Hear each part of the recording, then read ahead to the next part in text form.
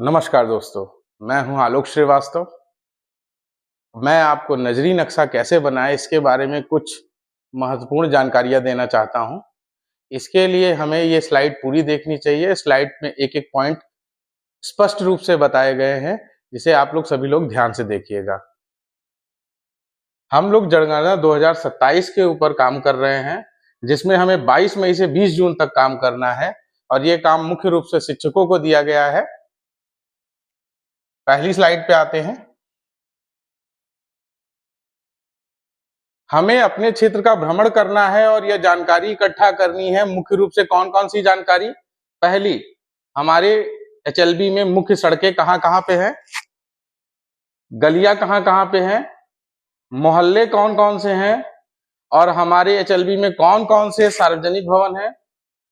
हमारी एचएलबी में मंदिर, मस्जिद और स्कूल किस-किस जगह पे हैं, नदी नाला कहाँ पर है और हैंडपंप या पानी की टंकी अगर गांव में लगी हुई है या शहर में लगी हुई है तो वो किस जगह लगी हुई है। हमें इन चीजों को मुख्य रूप से क्षेत्र में भ्रमण करते समय ध्यान से देखना है। फिर से एक बार दोहरा दूं, क्षेत्र भ्रमण के समय हमें ये काम करना है। मुख्य सड़कें देखनी है, गलियां देखनी है, मोहल्ले, सार्वजनिक भवन, मंदिर, मस्जिद, स्कूल, नदी नाला और हैंडपंप। इन चीजों को हमें देखकर इन्हें अपने मानचित्र पर, जो कि हमें नजरी नक्शा बनाना है, उस पे मार्क करना है। इसीलिए इसके बारे में विशिष्ट जानकारी होनी बड़ी आवश्यक है। दूसरी स्लाइड पे चलते हैं। हमें अपने नजरी नक्शा को एक कागज पे तैयार करना है। अधिकतर लोग ये नजरी नक्शा तैयार करेंगे A4 शीट पर, लेकिन मेरा सजेशन ये है कि आप A4 शीट ना यूज करके एक बड़े चार्ट पेपर को आधे पर से फाड़ लें और आधे पर से फाड़ने के बाद उस आधे चार्ट पेपर में नजरी नक्शा बनाएं, जिससे कि आप उस पे जो भी चीजें अंकित करेंगे वो आपको स्पष्ट और साफ साफ दिखाई देगी। उसके अलावा उससे समझना बड़ा ही आसान हो जाएगा।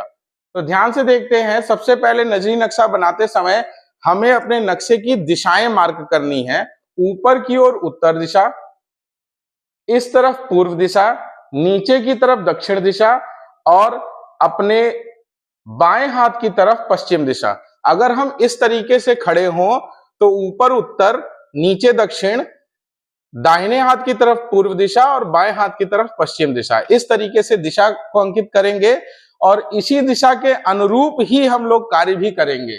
तो ध्यान से देखिए क्या क्या चीजें ध्यान रखनी है। कागज पर उत्तर दिशा बनाएं, चारों दिशाएं स्पष्ट लिखें, अपनी गणना क्षेत्र की सीमा को हरे रंग से बनाएं।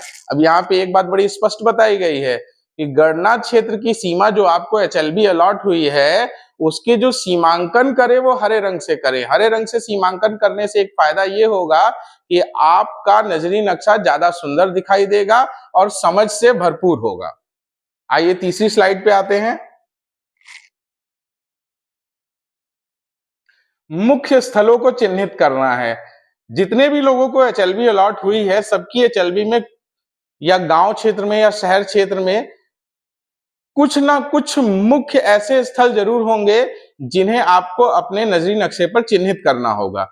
उन स्थलों में से कौन कौन से प्रमुख स्थल हैं? जैसे ग्रामीण इलाकों में प्राथमिक विद्यालय मिलेगा, गांव में एक मंदिर, छोटा मंदिर या बड़ा मंदिर जरूर मिलेगा। अगर मुस्लिम एरिया है तो वहां पे मस्जिद भी मिलेगी। गांव में हैंडपंप मिल सकता है आपको जगह जगह, किसी के घर के बाहर, किसी चौराहे पे, किसी मोड़ पे। अगर आपके गांव में बारात घर, पंचायत घर या ऐसा कोई सार्वजनिक या सामुदायिक भवन बना हुआ है तो वो दिख जाएगा। अगर आपके एरिया में कहीं बाजार लगती है तो उस बाजार को भी आप चिन्हित कर सकते हैं लिखकर।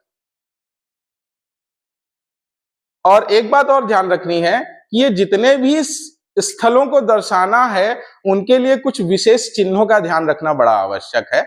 जैसे मंदिर को दर्शाने के लिए ऊपर आप एक झंडा लगा सकते हैं ऊपर की तरफ। मस्जिद को दर्शाने के लिए आप उसे हरे रंग से दिखा दीजिए, समझ में आ जाएगा। हैंडपंप को नीले रंग से दिखाइए। किसी सामुदायिक भवन को आप जो है एक झोपड़ी नुमा घर जैसा बना के एक सुंदर सा बनाइए, जिससे वो पहचान में आ जाए। और विद्यालय को भी एक सांकेतिक, एक अच्छा स्ट्रक्चर प्रोवाइड कर सकते हैं, आप दिखा सकते हैं। अब एचएलबी में जब हम लोग नजरी नक्शा बना रहे होंगे तो हमें मुख्य रूप से घरों को चिन्हित करना है। तो नजरी नक्शा बनाते समय, घरों को चिन्हित करते समय घरों को चौकोर बॉक्स से दिखाना है। जो पक्के घर बने हुए हैं उन्हें चौकोर बॉक्स से दिखाना है, और जो घर आवासीय हैं उन्हें तो सादा रखना है जैसा कि यहां दर्शाया गया है, और जो घर आवासीय नहीं है, खाली हैं, उनके ऊपर हमें इसी चौकोर बॉक्स में ऐसे ऐसे ऐसे ऐसे इसको अंदर फिलअप कर देना है लाइनों से, ताकि ये भरा भरा सा दिखाए। इसका मतलब ये आपका चिन्ह हो जाएगा कि ये मकान खाली है, इसमें कोई रहता नहीं है। ठीक है, इस छोटे से नक्शे में देखिए आपको दर्शाया गया है कि यहाँ पे स्कूल है, उसके बाद घर लाइन से हैं, और यहाँ पे देखिए एक छोटा मंदिर बना हुआ है, एक मस्जिद बनी हुई है, और यहाँ पे किनारे एक सामुदायिक भवन भी है। गली नंबर 1 से हम इधर से होके जाते हैं तो यहाँ पे हमें एक हैंडपंप मिलता है, और गलियों को भी मार्क कर रखा है, मुख्य सड़क को भी मार्क कर रखा है। तो हमें भी इन सब बातों को ध्यान में रखना जरूरी है। अगली स्लाइड पे चलते हैं। आखिरी स्लाइड हमें ये बताती है कि नजरी नक्शे में जब हम कुछ चीजों को दिखाएंगे तो उनको संकेतों के रूप में दिखाना आवश्यक है। संकेतों से पहचान करना आसान हो जाता है। तो यहाँ पे ये बात ध्यान दीजिए कि नक्शे के अंत में संकेतों का अर्थ जरूर लिखें। आपने जिन जिन संकेतों से किसी चीज को दिखाया है, जैसे एचएलबी में आपने ये आपने मैप में दिखा दिया, मैप में दिखाना तो आसान है, लेकिन अब कोई कैसे जानेगा कि कहाँ पे क्या है? तो आपको ये भी समझाना पड़ेगा कि किस संकेत का अर्थ क्या है। ये डॉट डॉट डॉट लाइन मतलब सड़क है, ये नीले रंग का इस तरह का स्ट्रक्चर विद्यालय है, नारंगी रंग का इस तरह का स्ट्रक्चर मंदिर है। इस तरीके से अन्य सांकेतिक भाषा भी विस्तृत रूप से दिखाई जाएगी कि किस चिन्ह का क्या मतलब है। सभी चिन्हों का अर्थ स्पष्ट करें, नक्शा साफ, सुंदर और पूरा करें। तो ये बात बड़ी जरूरी है आप लोग को समझनी कि आप जो भी नजरी नक्शा तैयार करें उसको साफ सुथरा तैयार करें। कोशिश करें कि जैसा आपको एचएलबी अलॉट हुई है, नक्शा कुछ उसी तरीके का दिखाई दे देखने में। उसके अलावा घरों को चिन्हित करते समय एक घर से दूसरे घर को मार्क करने में हमेशा थोड़ी सी जगह खाली रखें, जैसे यहाँ पे दिखाया गया है। उसे एक दूसरे से एकदम चिपका के या सटा के दिखाने की जरूरत नहीं है, उसके बीच में थोड़ी थोड़ी गैपिंग रखें। गलियों को और सड़कों को ठीक तरीके से दिखाएं। आपके नजरी नक्शे में जो भी प्रमुख स्थल हैं उनको ठीक तरीके से दिखाया जाए। तो नजरी नक्शा बनाते समय इन 5 भागों का विस्तृत अध्ययन करके आपको ठीक से नजरी नक्शा बनाना चाहिए।